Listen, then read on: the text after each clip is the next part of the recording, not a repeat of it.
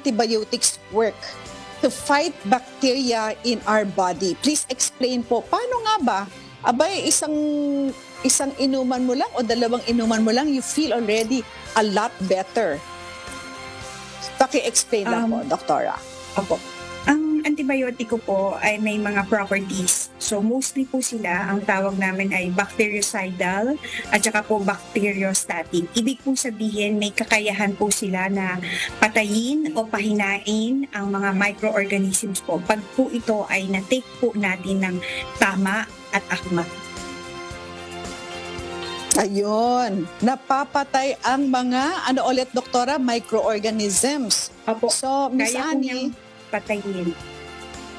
okay, kaya niyang patayin ang mga microorganisms na nagkukos ng sakit. So, I can just imagine, ganun siya kalakas, Miss Annie. Kaya, siguro, itong topic po natin ngayon, dapat malaman natin kung ano ang effects kapag sumobra. Dahil kung matapang talaga na gamot yan, dapat alam po natin kung paano po natin iinumin at kung ano ang abuse na. Okay, Miss Annie, your question please. Thank you very much, Attorney Dot. Maganda po itong ating pag-uusapan, Attorney. Kasi sabi nga ni Doktora, sa umpisa pa lang, kung tama yung pag-inom, nakakagamot ito pero mayroon ka rin sinabi sa umpisa, Attorney Dot, na ikaw din, katulad mo, na mahilig ka rin uminom ng antibiotics. Ano po, mga kasambahay, doon sa ating mga nakikinig, hindi rin naman siguro kaila din sa atin yan kapag may nararamdaman tayo, sometimes without the prescription of the doctor, di ba? Bigla na lang umiinom kasi nabalitaan o kaya nasabi ng kapitbahay na maganda yan. Ngayon, ang tanong ko kay Dr. Attorney Dot, Dr. John, anong klaseng infections ang karaniwang tinitreat ng antibiotics po? Mostly po, kapag sinabi nating antibiotics, bacterial infection. So, nandyan po yung mga simpleng ubo na pneumonia, mga UTI, mga skin and soft tissue infections. Pwede din naman po, may mga gamot din naman po na antivirals, ibig po sabihin, gamot po sa mga viruses, gaya po ng panahon ng COVID. At meron din naman po mga antifungal sa mga nakikita po natin na usually po sakit sa balat. So, kapag po tayo ay umiinom ng mga gamot, ito po ay gaya po na nabanggit namin, napapatay kung di man po ay napapahina, at eventually po kapag umalakas ang sistema natin, eventually gumagaling po tayo. Ngunit ang nakita po namin problema sa paghaba ng panahon, napakagagaling na po ng ating mga pasyente, at minsan po ang nangyayari po ay inubo ako or sumakit yung balakang ko, baka may UTI ako. Naalala ko, nung mga nakaraang panahon, ang binigay ni doktor ay itong antibiotic na to, ay sige nga, itatry ulit. Without the benefit of really consulting a doctor, or minsan sa Google na lang nag-check kung ano yung ibibigay. Ang nagiging problema po kasi kapag po gano'n ang ginawa natin, yung self-prescribe po tayo ng gamot, pag po uminyam na yung pakaramdam natin, ay okay na ako, so titigil na po. So ito po yung mga kondisyon kung saan po nakikita po natin na ang mga mikrobyo po ay matatalino din, nakakapag-adjust, adapt po sila.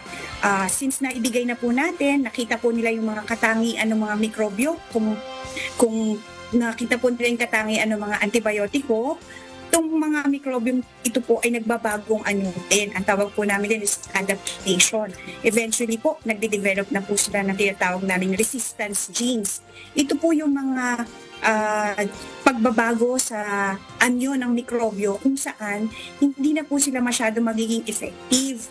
Kasi po, paulit-ulit po natin siyang ginagamit. Minsan po, baka hindi tama or akma, or hindi po tama yung dosage or yung haba po ng pag-inom.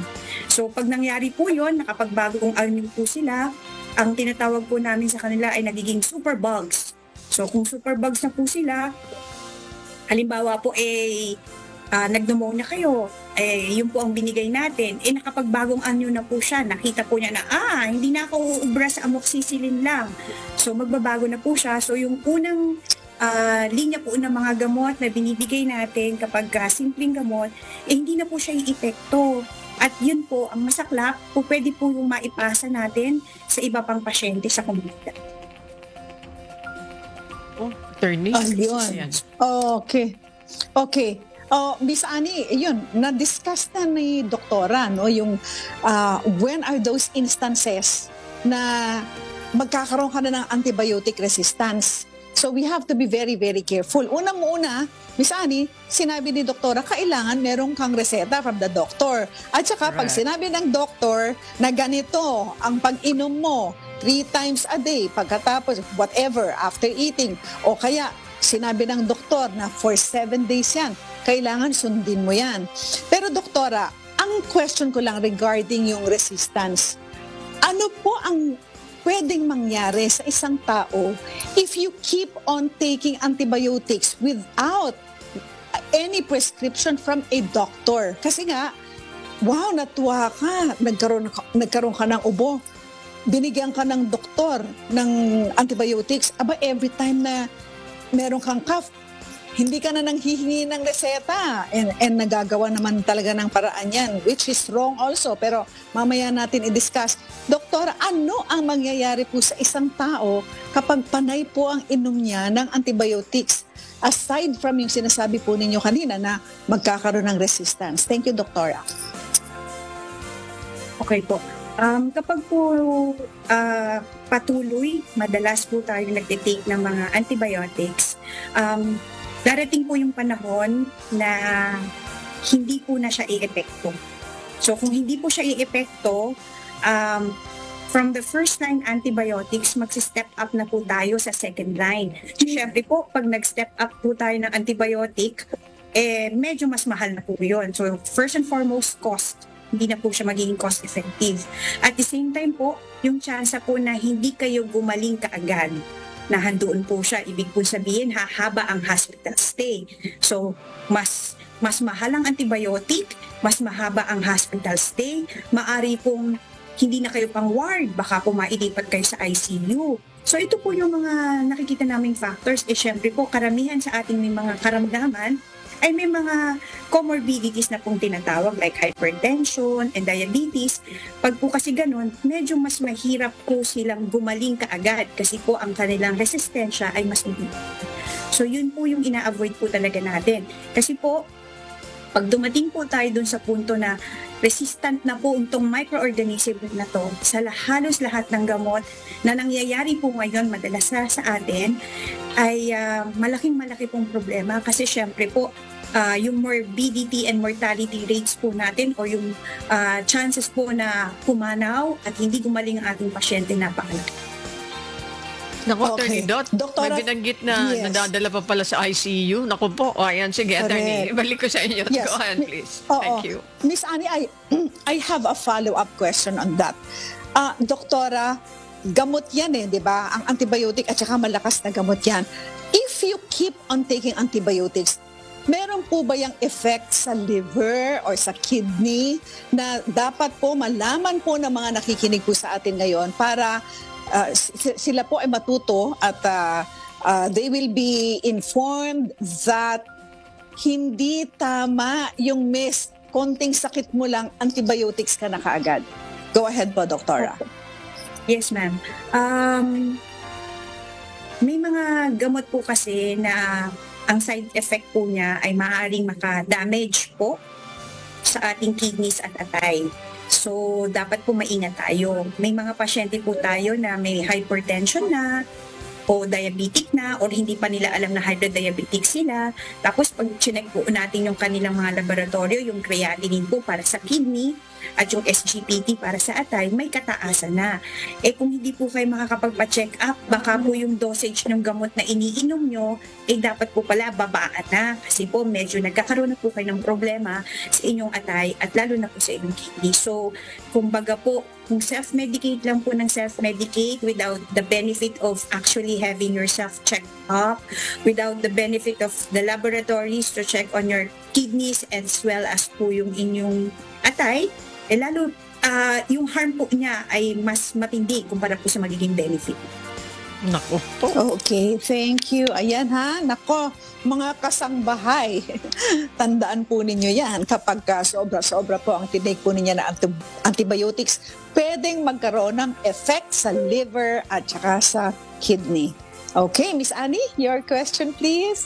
Thank you very much, Attorney Dot. Na yun, mga kasambahay, wag mag-self-prescribe. Hindi tama, lalo na iinom ninyo mga antibiotics. Now, Doktora, pwede mong ma-expound ng gusto, bigyan kita ng pagkakataon po. Paano ba yung tamang pag-consume?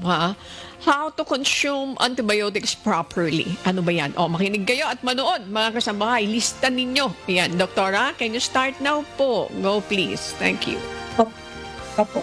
Actually po, kapag po tayo ay may naramdaman, mas maganda po talaga makapagpa-check up tayo. Una, kasi po, kailangan po nating malaman kung kayo po ay mangangailangan na ng antibiotic or antivirals. Kasi po, minsan, simpleng sipon, nag-aamoxicillin po ang ating mga kababayan.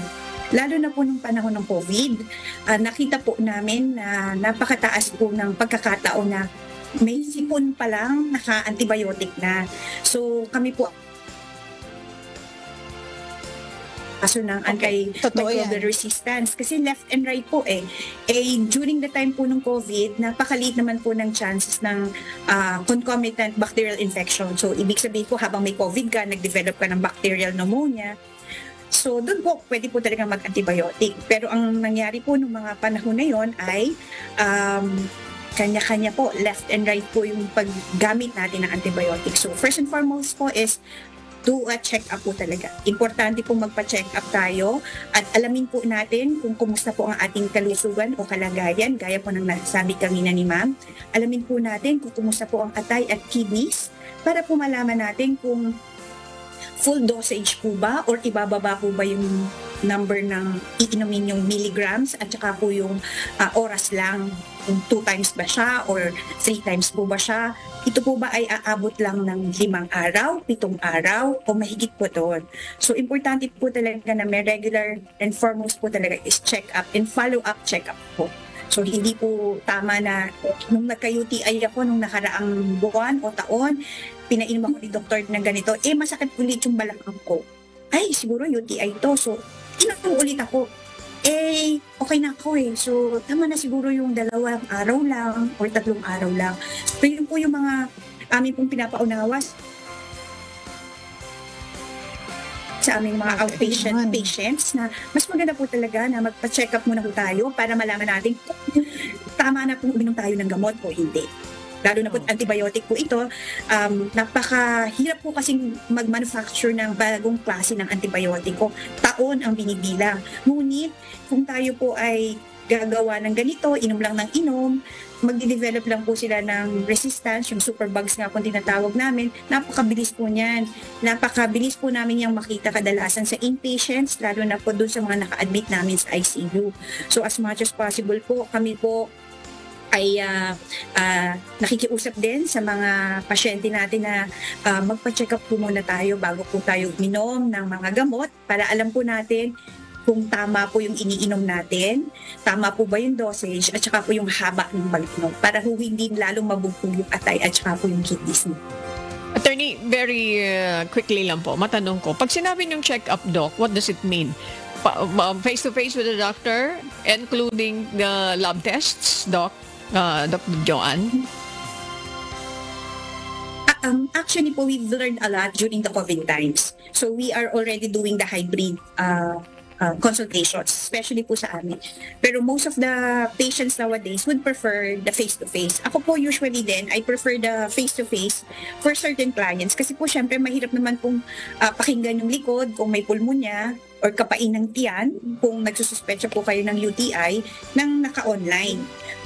May mga pagkakataon lang po na po pwede din gamitin ang online consultation. Pero mas maganda po talaga is a face-to-face consultation para po ma-examine kayo ng inyong doktor ng maigi, ng harapan, at mapagawa po yung mga kailangan yung laboratories. At the same time po, mas maia-advise kayo kasi po minsan sa online may limited time lang po kayo ng pakikipag-talastasan sa inyong mga doktor. Unlike po pag face-to-face, if you have questions po, readily po ma-address siya.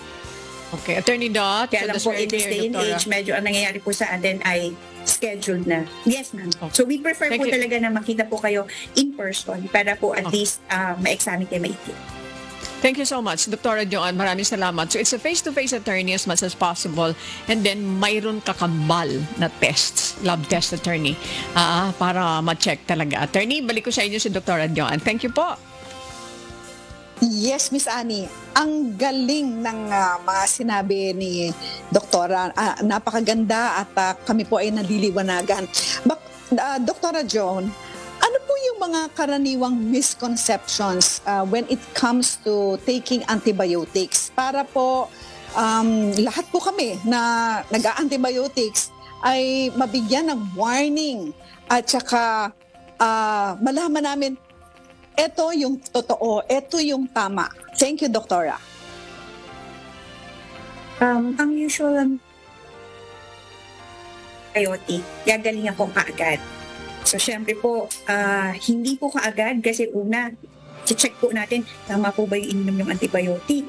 Ang tanong po, kailangan nyo po bang mag-antibiotic to start with? Baka naman po viral yan, hindi po antibiotic ang sagot sa viral infection. So, yun po yun. Pangalawa, umigi na yung pakiramdam ko, tama na yan. So, yun po yung mga kadalasang nakikita namin. Or, mahal-mahal naman ang pinrescribe na antibiotic ni doktora. May generic. Kami po ay walang problema sa generic. Kahit po ako ay patronized generic medicines, antibiotics at that. Ngunit, mag-ingat po ang ating mga kababayan kasi naglipa na po ang generic sa ating mga pharmacy at saka sa ating merkado kung saan hindi ho naman nabibigyan ng akmang kalidad. Hindi po na-check yung tinatawag po namin na para pong quality assessment. So kahit po kami, may mga certain antibiotics din po naman na mas mura na naia-advise namin kasi po alam po namin na kahit hindi po ito yung innovator brand na tinatawag, ay maganda naman po at pumasa sa mga pagsusulit ng kanilang quality assessment. So yun po yung kadalasan. Kasi ang nagiging issue po sa atin ay cost effectiveness. Paano kung gagaling dyan? Hindi ko naman nga mabili yung gamot kasi sobrang mahal. So kaya nga po kami, kinakausap po namin agad yung mga pasyente na usually po pagka ganito po ang magiging presyo niyan. Ngunit may mga options po tayo sa Generics Act po ng Pilipinas na ito po ay po pwede naman natin gamitin. Yun lang po, i-check po natin talaga. Okay, Attorney Dot, singit lang po ako. Parang so scary dun sa binanggit ni Dr. Joan na maraming naglipa ng mga generic drugs and then hindi tayo makatiyak na yung quality ng mga binibili natin. Alam mo, kawawa ang tinatamaan dito yung mga mahihirap. Parang naisip ko lang, Attorney Dot, anong ahensya ng gobyerno ang responsible dito? Siguro, we are calling your attention this time. Kasi yung tao na mahirap, bibili po yan ng gamot para matugunan yung pangangailangan ng pobreng kamag-anak kung mahal sa buhay niya. Pero kung bibili ka pala dun sa generic drugs na yan, maganda nga yung presyo kahit papano. Di ka naman magagamot. Abay, teka muna, kawawa naman. Ibig sabihin, nilalansi yung ating mga kababayan. Again, Attorney, I'd like to call the attention kung anong ahensya nakakasakop dito. I think dapat mabigyan ng pansin na ma-check yan, Attorney Dot. Yes. Yes, Ms. Annie. Attorney. Napakaganda ng sinabi mo, Ms. Annie. So, malamang yan, magsasama-sama ang Department of Health, ang Food and Drug Administration, of course, yung mga PNP, i-check din po ninyo yung mga nagpapalabas ng mga advertisement sa online. Naku, Ms. Annie, sa online, ang daming peke talaga. Alam yan ni Doktora. In fact, si Dr. Tony Liachon at saka si Boy Abunda, mga kaibigan ko po yan, ay ginamit po yung mga pangalan nila para po mag-advertise ng mga gamot. So, mag-ingat po kayo. I think the best pa rin is for you to go to a reputable drugstore. Huwag yung mga maliliit lang at huwag bibili sa online. But Dr. John, kami po ay tuwan-tuwa po sa inyo. Napakaganda po ng mga sinabi po ninyo. Para po dun sa mga nakinig po sa atin at sa mga makikinig pa, kasi ito pong ating palabas pwede pong i-share ng i-share. Doon po sa gusto pong magpakonsulta po sa inyo, paano po kaya, Doktora? Kami po, sa amin po, sa Valenzuela Medical Center, ang outpatient po namin is hybrid. Meaning po, we offer either you go on face-to-face, pero scheduled po kami. Ibig po sabihin, as much as possible, we would want po nakaschedule kasi po, hindi po ganun kalaki pa ang aming outpatient. Pangalawa po, gusto po naming matutukan ang bawat pasyente. Pangalawa po, pwede pong dumaan through telemedicine. Dun po sa mga kondisyon na po pwedeng makita muna online tapos i-schedule po siya ng face-to-face. So usually po ganun po ang ginagawa namin sa Valenzuela Medical Center. At the same time po, ang Valenzuela Medical Center ay napili din po ng DOH bilang Apex Referral Hospital. Ibig pong sabihin, ang kinikater po talaga namin ay yung medyo mas critical or medyo mas problematic na pong mga kondisyon. Kasi po gusto po namin palakasin at suportahan ang universal health kung saan dapat po ang ating pong mga pasyente ay ini-encourage po muna namin magpa-check up po sa health center. Kasi po, para po din ma-decongest ang mga hospitals at matutukan po talaga at mabigyang pansin yung mga medyo critical or medyo mas malalang sakit. Kasi po, naniniwala po kami na kapag po pinagtulungan po ito ng health center at ng mga doctors po, specialist po natin sa mga hospitals, mas mapapagaang po natin ang sitwasyon ng ating mga mamamayan. Kasi nga po, ang sabi nila, parang hindi po na-access ang healthcare service. Siguro po, baka panahon na para i-reorient po natin ang ating mamamayan na mas maganda po kapag po tayo ay nakaramdam at pwede po magpakonsulta po tayo muna sa mga health centers before po tayo pumunta sa mas malalaking ospital. Pero syempre po, options nyo naman po yun. Yun po kasi ang ating inilalatag through the universal health po ngayon. Okay, so at this point, we would like to give our sincerest thanks to our guest this afternoon, si Dr. Joanne G. Alvarez, General Internal Medicine, OPD Head of the Valenzuela Medical Center na partner po ng Serbisyong Bayanihan. Doktora, ang dami po naming natutunan po sa inyo. Maraming salamat po and hopefully mag-guest po ulit kayo sa amin in the very near future. Thank you, Doktora.